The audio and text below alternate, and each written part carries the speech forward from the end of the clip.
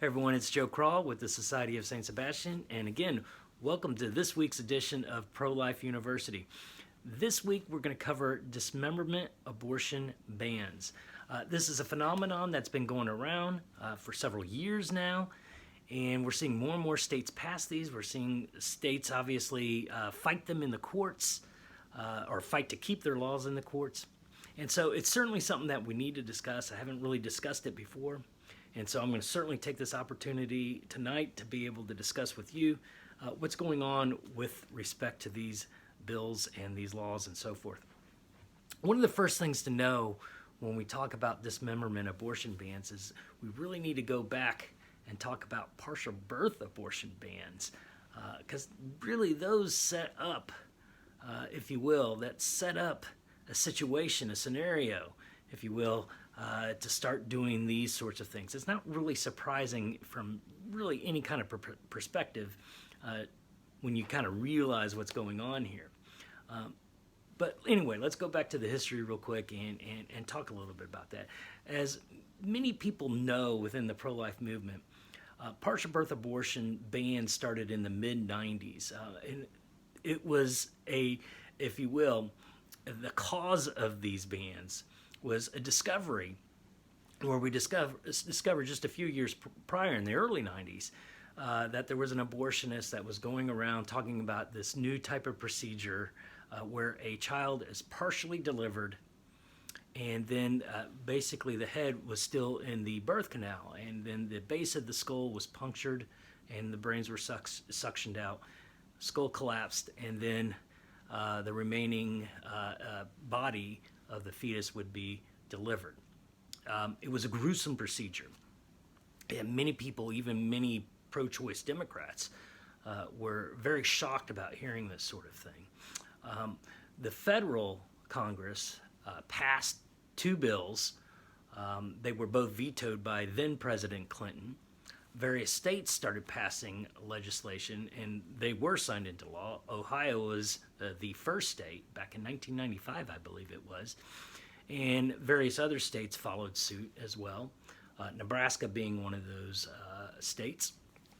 And then an abortionist, Leroy Carhart, challenged the Nebraska law, went all the way up to the Supreme Court, and in 2000 they ruled that the state constitutional, or rather the state ban on partial birth abortions was unconstitutional.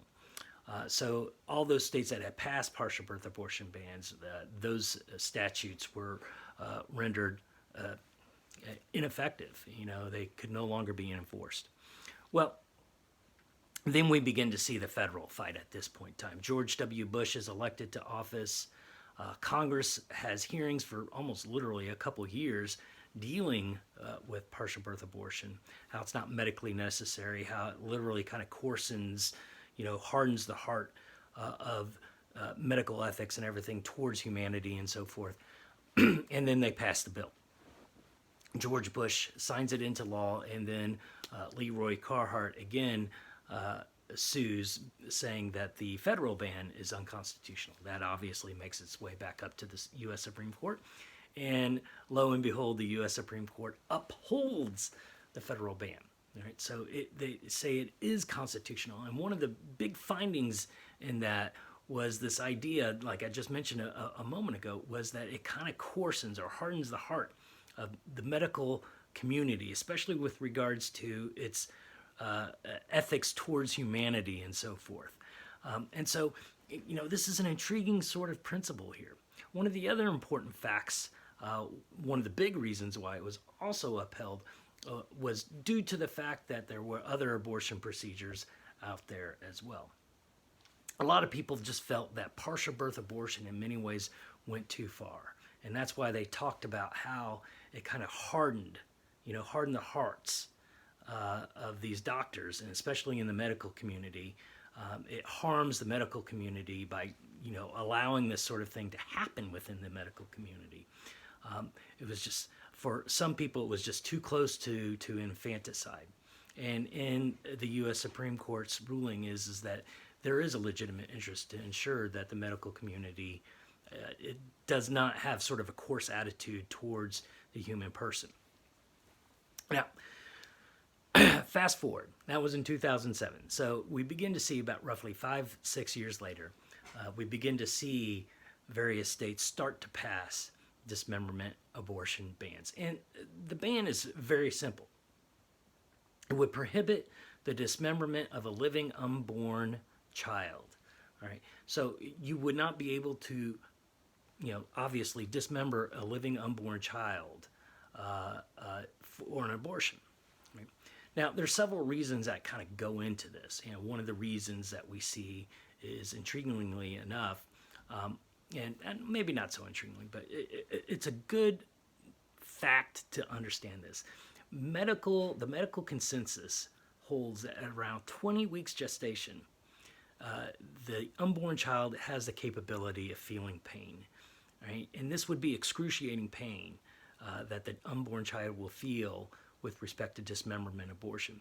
The medical community is also beginning to come to the consensus that even earlier, because there are many studies out there that talk about this sort of thing, that the pain receptors are there even earlier, much earlier on, and since those pain receptors are in place, that is also an indicator that the unborn child might feel pain as well. So, again, this would be a gruesome procedure for any unborn child to have to go through because it would be extremely painful. Right? Again, it's one of the ways to kind of humanize the unborn child. They feel pain like you and I.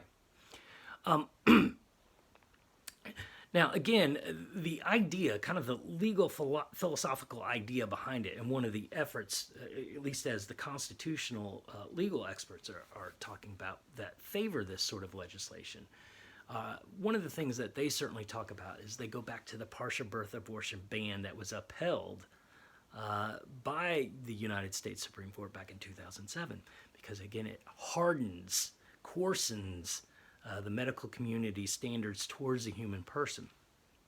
And this is sort of an important notion to hear, because here their argument is basically by dismembering this child, right, piece by piece, we are coarsening, we're in many ways kind of, if you will, lessening the proper ethical standard that medical ethics should be upholding, right? It denigrates the human person, and it certainly would denigrate the outlook of the human person that medical ethics should have. And so this is kind of the legal philosophical approach that they're taking on this particular thing as well, especially when it comes to the issue of dismemberment. One of the other opportunities, certainly, that legal experts can look into, and certainly from a moral perspective, we can certainly talk about how also the mere fact that by dismemberment abortion, one of the things that they do with dismemberment abortion is after the child has been killed, they literally harvest the fetal body parts. And dismemberment abortion bans can also have the effect, kind of manufacture a scenario, if you will, where if there's a ban in place, they will not be able to sell those parts as well, because that's one of the favorite methods that abortionists like to use in order to harvest fetal body parts. So if you prevent that, in many ways you can prevent them from, basically medically strip mining these unborn children and using them as just mere body parts. And again, the idea that you are just using them as a thing to collect, to sell, and so forth, kind of lessens in many ways the standard that medical ethics should have towards the human person. So an interesting scenario there as well.